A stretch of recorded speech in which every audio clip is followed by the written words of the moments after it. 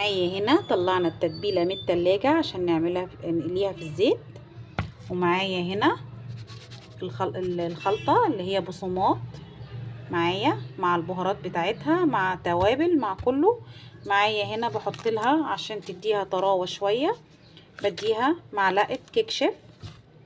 معايا هنا كيسين دوريتوس اللي هما الحجم الصغير، بفرمهم في الكبه واحطهم على الخلطه اللي احنا عاملينها وارجع لكم. وانا هنا طحنت الدوريتوس في الكبه واقلبهم كله على بعضه. هنا حطيت ربع كوبايه لبن، همسك واحده واحده واحطها على الخلطه وامسكها واعملها في الخلطه.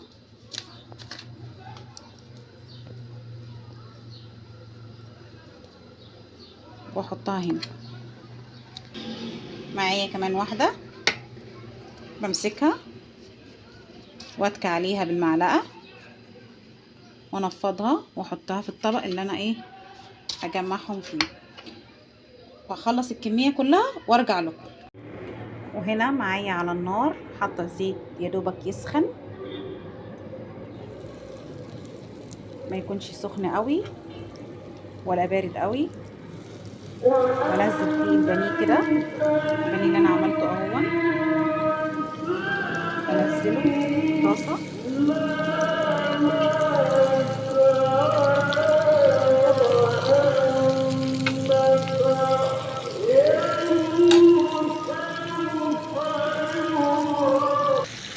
وهنا قلبت على الوش التاني، ونقطه الدلع اللي كانت في البانيه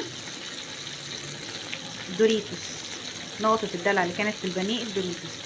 وهنشوفه للاخر خطوه خطوه، ويا ريت لو عجبك الفيديو للاخر اعملي لي لايك واشتراك في القناه.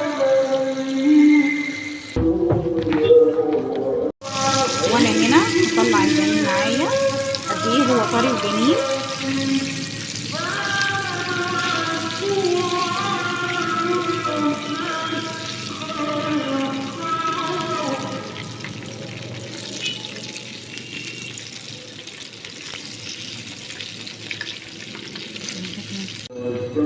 وهنا برضو بسيب النار تهدى شوية او الزيت يهدى شوية، واحط الرصة التانية معايا.